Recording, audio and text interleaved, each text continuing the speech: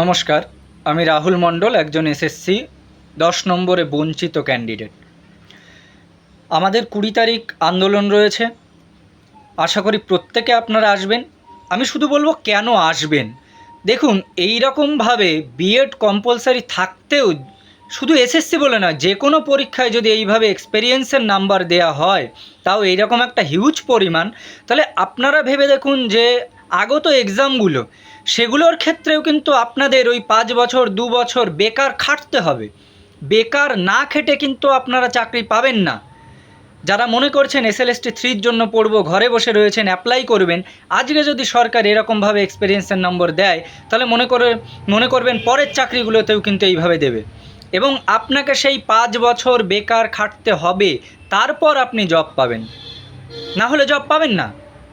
তাহলে এই বেকার খাটনির বিরুদ্ধে আপনাকে রাস্তায় আসতেই হবে, না হলে কিন্তু ফ্রেশার্স হয়ে আপনি যে পড়াশোনা করে এসছেন, সেই পড়াশোনার কোনো দাম থাকবে না। আপনাকে 10,000 টাকায়, 5,000 টাকায়, 3,000 টাকায় সরকার 5 বছর খাটাবে, তারপর সেই এক্সপেরিয়েন্সের নাম্বার অনুসারে আপনাকে চাকরিতে নেবে। দ্বিতীয় একটা বিষয় রয়েছে কোশ্চেন আনসারের যে বিষয়টা। কেন এমন আনসার ভুল করা হলো যেগুলো 8-9-এ পড়া বাচ্চারাও জানে? কেন এমন আনসার দেওয়া হলো মার্কস টু অল, যেগুলো একটা আনসারই হওয়ার কথা? সুনির্দিষ্ট পরিকল্পিতভাবে কিছু মানুষকে সুবিধা পাওয়ার জন্য কিন্তু এটা করা হয়েছিল। আমাদের কাছ থেকে টাকাগুলো নেওয়া হলো, আনসার চেঞ্জ হলে ফেরত দেওয়ার কথা ছিল, সেটাও কিন্তু আমাদের ফেরত দেওয়া হয়নি। তাহলে এর বিরুদ্ধেও আমাদের লড়তে হবে। ওএমআর পাবলিশ করার কথা রয়েছে 2025 সালের, সেই ওএমআর পাবলিশ বিগত সরকার তো করেইনি। আমরা জানি না কেন যাদেরকে আমরা ভোট দিয়ে আনলাম তারাও কিন্তু ওএমআর প্রকাশ করেনি। এই 2016 সালের যে পরীক্ষা হয়েছিল, তাতে ওএমআর বিরাট বড় একটা দুর্নীতি হয়ে দাঁড়িয়েছিল। তাহলে কেন আমরা একটা এক্সামিনেশন পারদর্শী হোক সেই চিন্তা করে অন্তত 2025-এর ওএমআর প্রকাশ করব না? আমাদের সরকারের কাছে এটাই দাবি, ওএমআর প্রকাশ করুন। দয়া করে প্রত্যেকে আসুন। সারা দেশ জুড়েই স্টুডেন্টরা প্রতিবাদ করছে, তারা দেখিয়ে দিচ্ছে যে স্টুডেন্ট দেশের ভবিষ্যৎ, তাদের সঙ্গে ছেলেখেলামি করা যাবে না।